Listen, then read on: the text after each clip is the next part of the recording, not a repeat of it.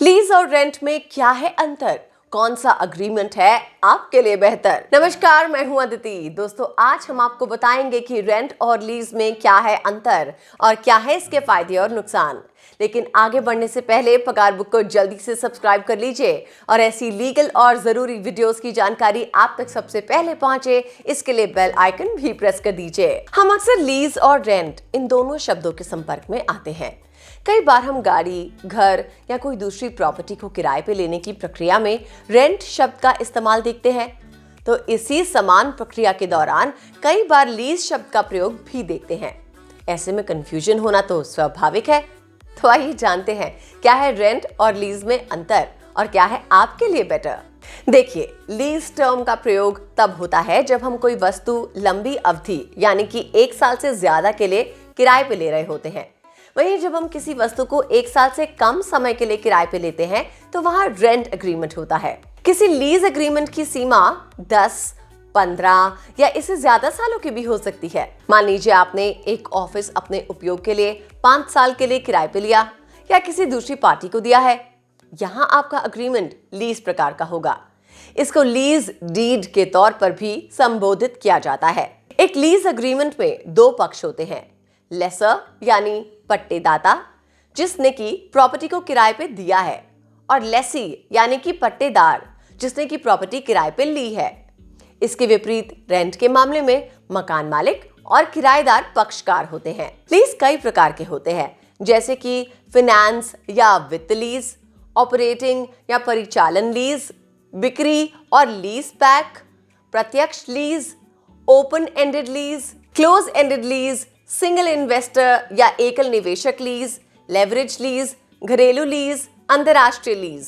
दोस्तों, लीज पे लिए गए किसी भी एसेट का किराया एक ही बार में निर्धारित हो जाता है, लेकिन यहीं जब आप रेंट पे कोई चीज लेते हैं तो उसका किराया महीने, दिन या फिर कई बार तो घंटों के हिसाब से भी बदल सकता है। आप कैब्स का एग्जाम्पल देख लीजिए।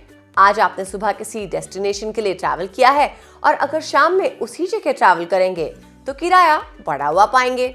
मान लीजिए आपका कोई मैन्युफैक्चरिंग बिजनेस है और आपने कोई कमर्शियल स्पेस या सेटअप के लिए कोई जमीन 10 सालों के लिए लीज पे ली है, तो इस प्रक्रिया में आप उसका किराया एक बार में ही लॉक कर लेते हैं। लेकिन यही जब रेंट पे लिए गए मकान या गाड़ियों की बात आती है तो उनका किराया इस महीने कम हो जाता है तो अगले महीने बढ़ भी सकता है। दूसरी विशेषता लीज प्रोसेस की ये होती है कि ये टर्मिनेशन के अंतर्गत सुरक्षित होता है। अगर किसी मकान या ऑफिस का लीज 15 सालों के लिए साइन हुआ है और कोई भी पक्ष अपनी तरफ से 4 या 5 साल पे एग्रीमेंट ब्रेक करके उसे खाली करने को कहता है, तो उसे भारी पेनल्टी देनी पड़ सकती है, क्योंकि आपने लीज के नियम और शर्तों को शुरुआत में ही लॉक कर लिया था और आखिर तक इसको बदला नहीं जा सकता। जबकि रेंट एग्रीमेंट में टर्मिनेशन को लेकर ऐसा कोई प्रावधान नहीं होता। दोनों पक्षों में से कोई भी 1 महीने का नोटिस देकर रेंट एग्रीमेंट को आसानी से खारिज कर सकता है। कई बार लीज एग्रीमेंट में ये क्लॉज भी मेंशन्ड होता है कि अगर किराएदार चाहे तो आगे चलकर उस संपत्ति का मालिक बन सकता है। लीज के अंत में किराएदार को रेसिडुअल वैल्यू यानी कि शेष मूल्य पर संपत्ति खरीदने का विकल्प दिया जाता है, जबकि रेंट पे मिली एसेट्स में मालिक ही हमेशा मालिक रहता है। अकाउंटिंग स्टैंडर्ड्स के अनुसार लीज एग्रीमेंट के स्टैंडर्ड्स निर्धारित हैं, जबकि किराए के लिए कोई विशिष्ट स्टैंडर्ड या मानक जानकारी नहीं की गई है। लीज एग्रीमेंट के दौरान किसी भी प्रकार के मेंटेनेंस की जिम्मेदारी उस पार्टी की होती है जिसने वस्तु या प्रॉपर्टी किराए पे ली है। वहीं रेंट एग्रीमेंट के दौरान किसी भी प्रकार का मेंटेनेंस खर्च उस पार्टी का होता है जिसकी प्रॉपर्टी होती है। एक बात और अहम है कि कोई भी रेंटल एग्रीमेंट अपनी अवधि के बाद स्वयं ही रिन्यू हो जाता है, लेकिन लीज के मामले में ऐसा नहीं है।